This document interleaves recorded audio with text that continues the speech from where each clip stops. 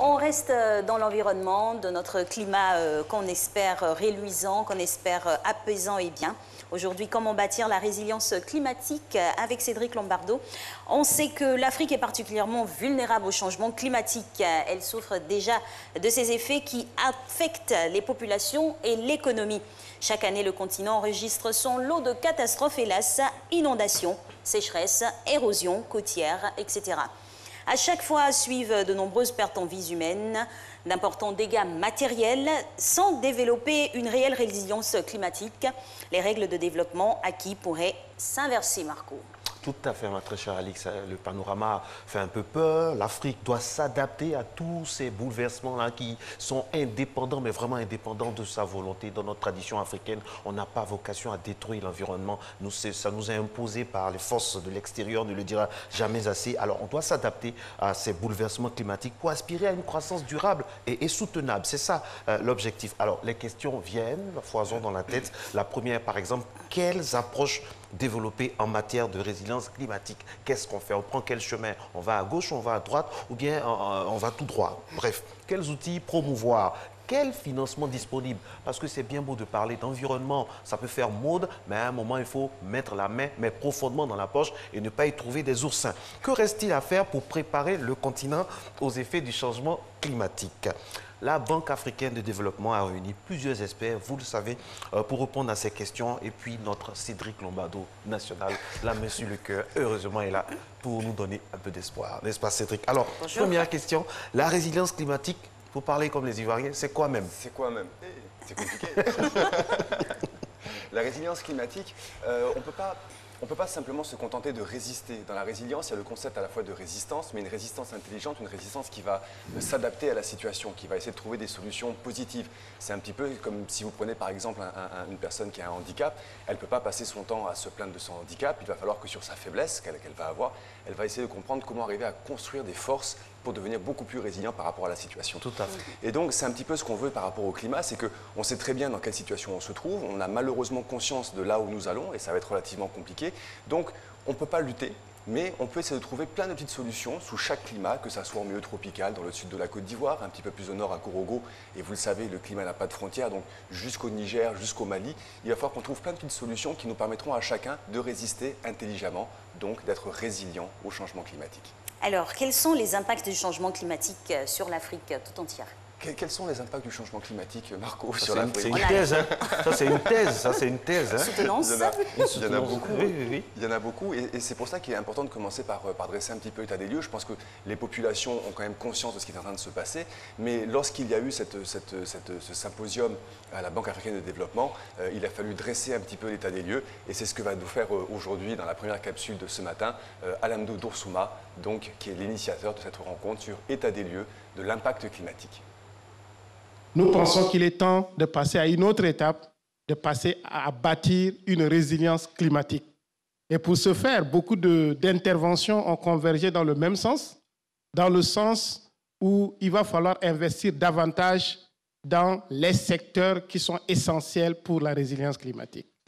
Ça commence par la fondation, comme l'a dit mon ami Daouda, l'infrastructure de base, c'est-à-dire les réseaux d'observation pour pouvoir donner des alertes à temps en vue d'éviter que des désastres se produisent. Nous l'avons vu, quand un petit désastre climatique se passe en Afrique, ce sont des milliers de personnes, des centaines de personnes qui meurent avec beaucoup de dégâts matériels.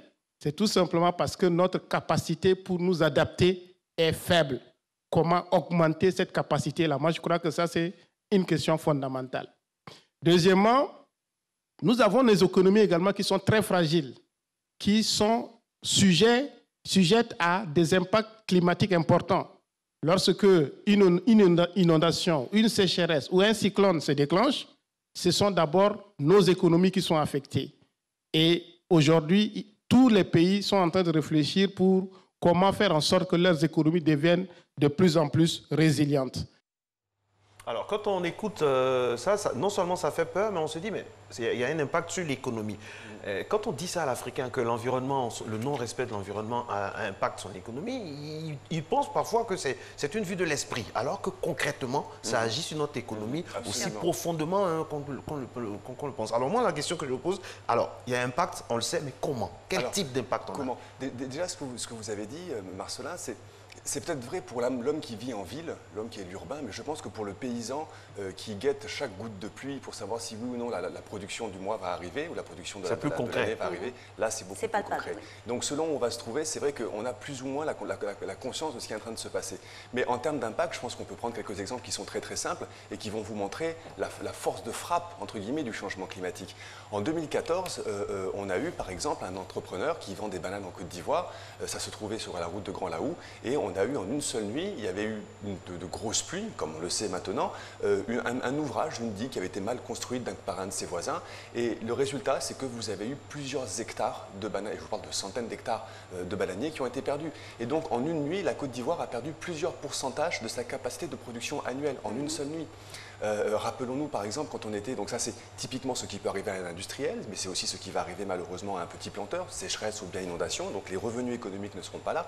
Mais c'est encore d'autant plus embêtant si on doit se souvenir par exemple du mois de mai 2018, on était sur ce plateau, on avait des pluies diluviennes et on a eu en une seule nuit combien de vies humaines avons-nous perdues, combien de routes, d'infrastructures routières ont été perdues, de bâtiments ont été perdus.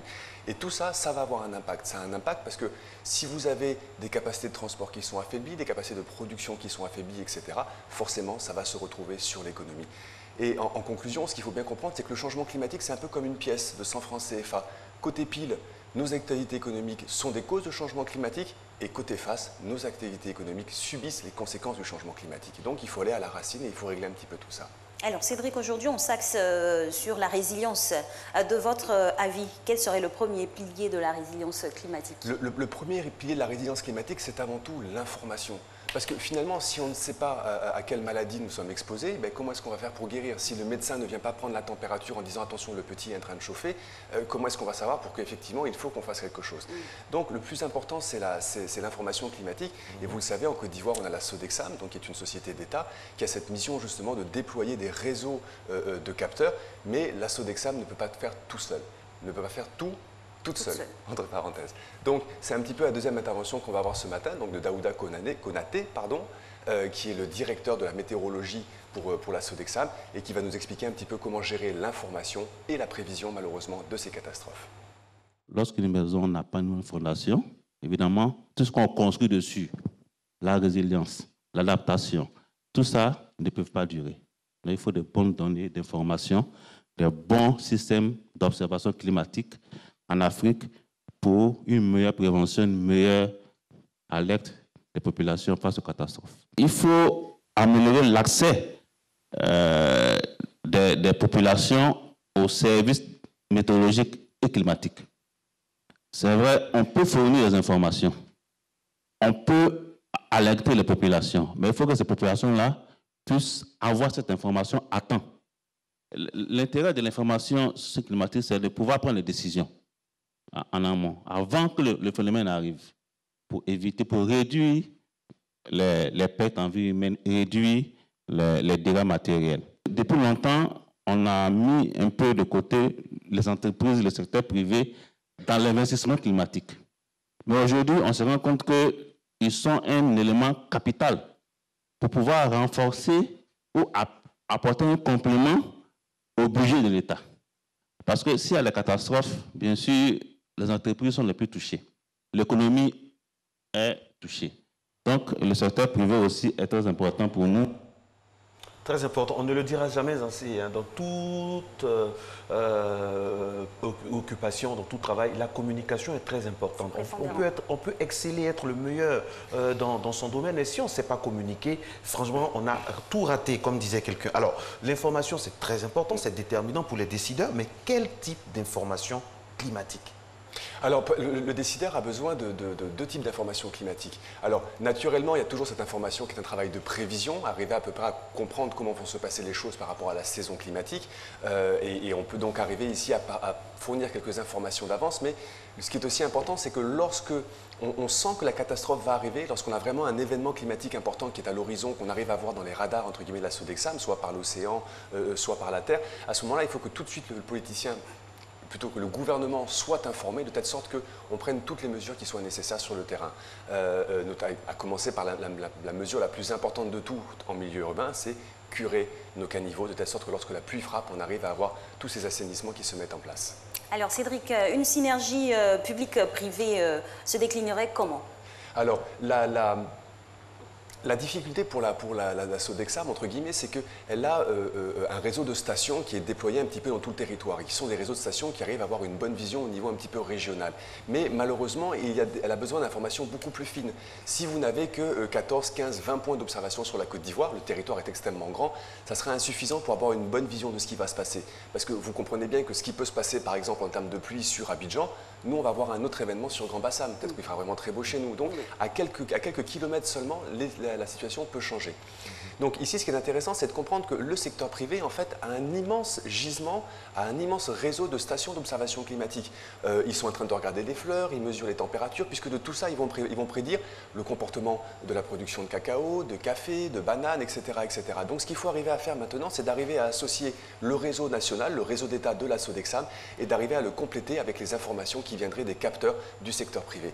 Et là, par contre, ce qui est important, c'est qu'on doit parler le même langage. Une information mesurée à un point donné doit être mesurée exactement de la même manière de partout. Donc, il faut se mettre d'accord sur la manière de mesurer les choses et se mettre d'accord sur la mise en commun de ces données. Et c'est un gros travail que la Sodexam doit mener. Dans tout ce qu'on dit, là, on a parlé d'information pour les décideurs, on a parlé de tout ça, mais ceux, vous l'avez dit à l'entame, qui subissent de plein fouet les affres de l'environnement qui se dégrade, c'est que ce sont les paysans. Est-ce qu'ils reçoivent l'information climatique? Ou du moins, je reformule ma question, est-ce qu'ils ont accès, est-ce qu'ils ont des moyens de savoir comment ils appréhendent le changement climatique? Ça, c'est la question la plus importante de toutes, parce que nous avons malheureusement un fort taux de population analphabète. Oui. D'accord ? Donc, il est difficile pour eux d'avoir accès à l'outil de mesure de l'information. Donc, quand on veut que le paysan soit en mesure de lire l'information, il faut qu'il ait l'outil, il faut qu'on le forme à lire cette information. Et ça, c'est quelque chose qui est difficile à faire parce que nous avons des centaines de milliers de paysans en Côte d'Ivoire. Alors, vous avez des projets qui sont mis en place. Vous avez d'abord une stratégie que mène la Sodexam, qui est notamment la diffusion de bulletins météo dans différents langages. Et ça permet aux personnes de savoir à peu près ce qui va se passer dans un dialecte, entre guillemets, qui est compréhensible par eux. Premier élément. Mais le plus important aussi, c'est une action qui est menée à la fois par la Sodexam avec un projet qu'on appelle Propacom, qui est notamment financé par nos partenaires internationaux. Et là, il y a une stratégie qui est mise en place. Comme toujours, mais l'union fait la force. L'union fait la force et un partenaire international n'interviendra jamais s'il n'a pas le mandat de l'État. L'union proportionnelle fait la force. L'union pas proportionnelle, après, comme dit Lumumba, c'est la main qui donne, qui ordonne. C'est effectivement ce qui peut se passer, mais on l'observe beaucoup plus, il me fait bégayer. On l'observe beaucoup plus dans d'autres pays. nous avons un gouvernement qui est relativement résistant en Côte d'Ivoire sur cette thématique-là. Mais ce qui est important à comprendre, c'est que même quand ils mettent ces actions en place, on va arriver peut-être à toucher 2000, 3000 planteurs, parce que c'est quand même onéreux ce genre d'activité. Mais 2000, 3000 planteurs, c'est insuffisant par rapport à... On parle de 400 000 planteurs dans le cacao, les planteurs d'anacarde. On a une véritable population en Côte d'Ivoire et il est important qu'on arrive à leur donner les moyens de lecture et de compréhension moderne, entre guillemets, de ce qui se passe par le climat. Sinon, ils ont leur propre stratégie en regardant d'autres indicateurs naturels. D'accord. Cédric, on reste rêveur et on se dit que l'information est bien distillée. Quelles solutions on apporte au niveau technique? Quelles sont les solutions? Alors, d'accord, ça c'est... Si on sait l'enjeu climatique, maintenant concrètement, comment est-ce qu'on arrive à apporter des réponses sur le terrain, aussi bien dans les secteurs de l'agriculture que de l'eau, etc. Et donc là, on avait un troisième intervenant qui lui a souhaité mettre l'accent sur l'importance de capitaliser les expériences que nous avons déjà. Et donc c'est notre troisième capsule vidéo de ce matin sur l'importance de capitaliser les expériences. On ne refait pas la roue, on ne réinvente pas ce qui marche. Et nous avons besoin de mutualiser nos efforts, d'apprendre les uns des autres les bonnes pratiques, de les documenter sur la base d'une bonne gestion des connaissances que nous avons acquises sur le terrain pour les mettre à disposition de ceux qui sont un peu en retard, par rapport à ceux qui ont acquis de l'expérience. Ça leur permet d'aller plus vite d'abord.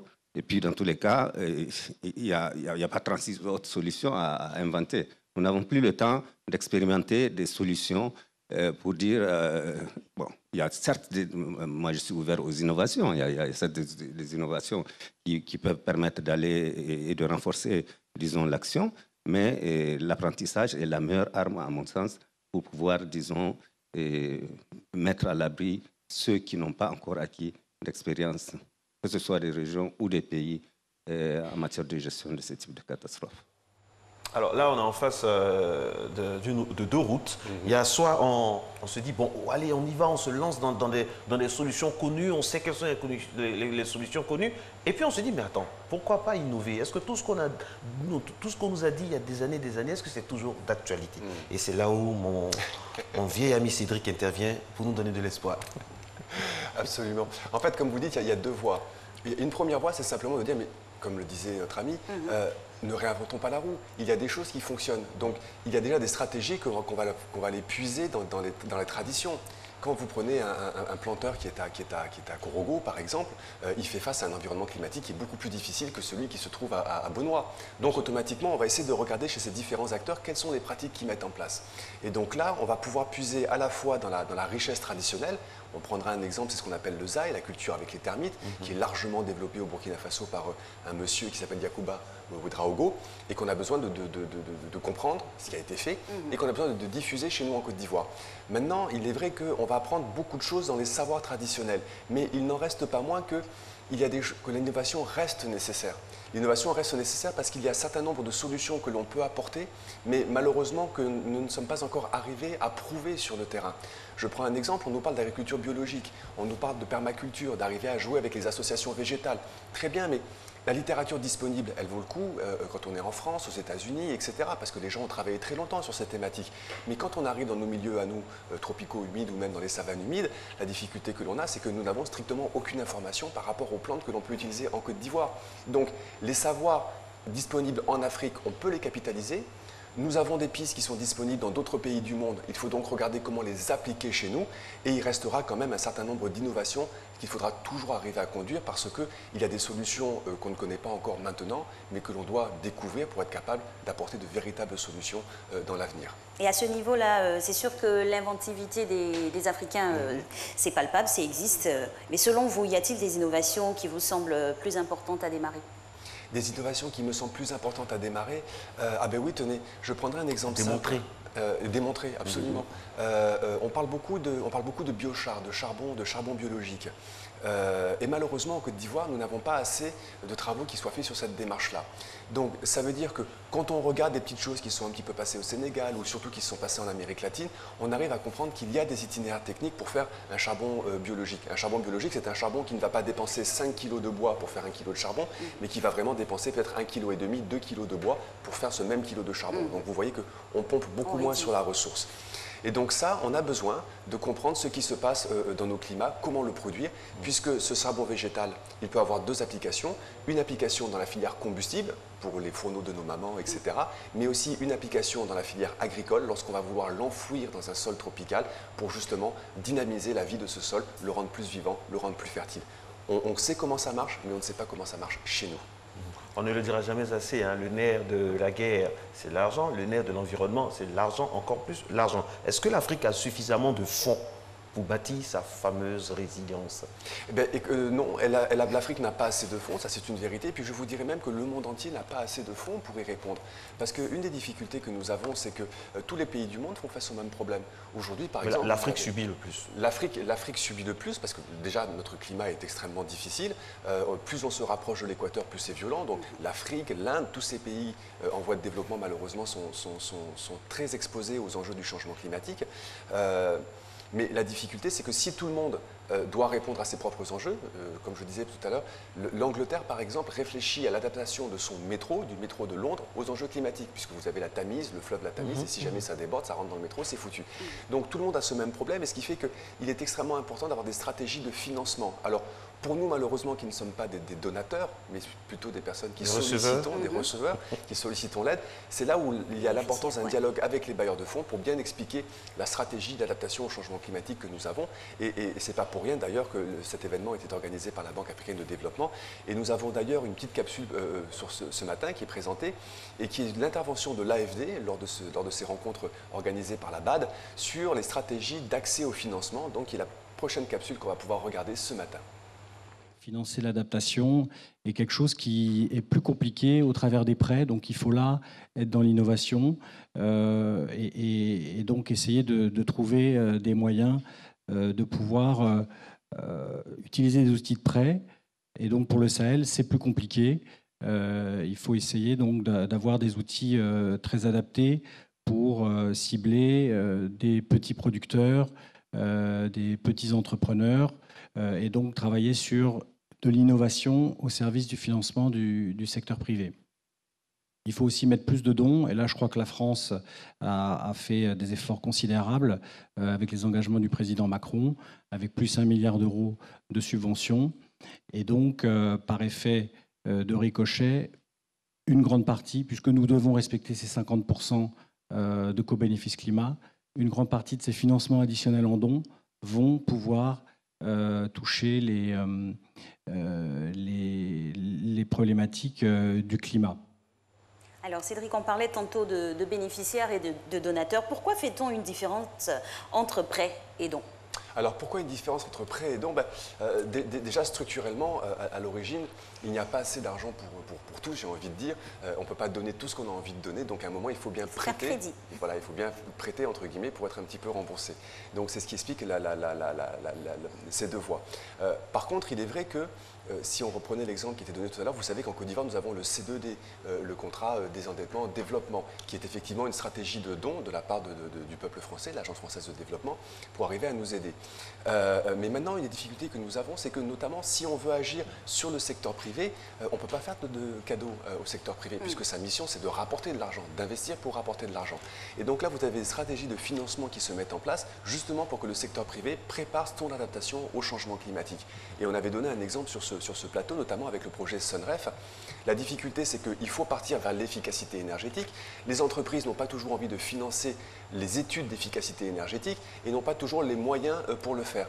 Donc à ce moment-là, une des stratégies qui avait notamment été mise en place par l'AFD, c'est de dire, avec l'Union européenne, nous allons vous fournir une assistance technique pour que vous compreniez comment engager une stratégie d'efficacité énergétique, mais aussi quand vous allez vouloir la mettre en place, vous n'aurez pas les financements. Les taux d'intérêt, malheureusement, en Côte d'Ivoire sont relativement élevés. C'est une règle qui nous est imposée par la BCEAO, entre guillemets. Donc là, la stratégie, c'est de dire, on va essayer de vous prêter de l'argent, mais un petit peu moins cher.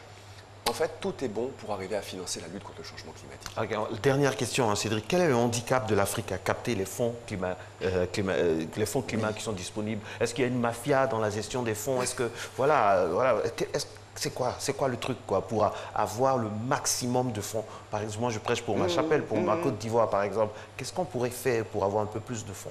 On est en compétition internationale. Vous savez, les financiers ont une expression qui s'appelle bankable. Un projet doit être bancable. Ça veut dire que vous arrivez avec une stratégie, j'investis, je dépense tant, je récolte tant. Donc, ce qui est extrêmement important pour nous, c'est d'avoir des projets qui soient des projets gagnants. On doit être des champions de la lutte contre le changement climatique. Celui qui va arriver avec une crédibilité, avec des solutions, avec un véritable engagement, mais c'est à lui qu'on va prêter. Parce que si on le finance, on va tous observer à la loupe les résultats et ces résultats, on va pouvoir les diffuser. Donc, il y a une seule et unique stratégie pour lever un financement. Il faut être bon, il faut être bon, il faut être bon. L'excellence est de mise pour pouvoir c'est exactement ça. Avoir des financements. Mais Alex, et par exemple, si on souffre dans un endroit, mais on n'a pas un bon projet, parce que tu fais de la souffrance, mais si par les faits, on voit que c'est un endroit où il y a vraiment une souffrance, mais les gens ne sont pas trop calés, par exemple, pour proposer un bon projet, qu'est-ce qu'on fait? On les laisse comme ça? Il y a ce rôle de la philanthropie, et c'est un petit peu ce qu'on appelle la RSE chez les entreprises, la responsabilité sociétale des entreprises. On en a parlé. Mais il est aussi important de voir le sur le rôle de l'État. Parce que dans une telle situation, décrire une telle situation de misère, entre guillemets, ce que nous racontait Marcelin, c'est la mission de l'État justement de comprendre comment est-ce qu'il peut faire pour venir au secours de ces populations. Vous voyez le taux de l'environnement dans les budgets de l'État, c'est mince. C'est malheureusement de nos États africains, c'est mince. C'est malheureusement mince. Et en plus, ce qui est important, c'est que ces investissements pour l'environnement, on doit les mettre dans toutes les thématiques. Il nous en faut dans l'éducation, pour former les jeunes, dans la recherche scientifique. Il nous en faut dans les infrastructures. Donc, le développement durable, c'est toutes les questions de développement que nous avons. Et donc, il est important d'arriver à trouver les bonnes solutions, d'arriver à trouver les bons projets et les bonnes formations à mettre en place pour les populations. Il faut réduire les inégalités et créer du bonheur partout, aussi en termes de développement. C'est exactement ça. Merci beaucoup Cédric d'être passé beaucoup. aujourd'hui encore pour nous apporter toutes ces informations-là. On se reverra avec beaucoup de plaisir jeudi prochain. Avec Ce sera grand plaisir. le deuxième jeudi de ce mois. Et puis, on finira dans 2 semaines.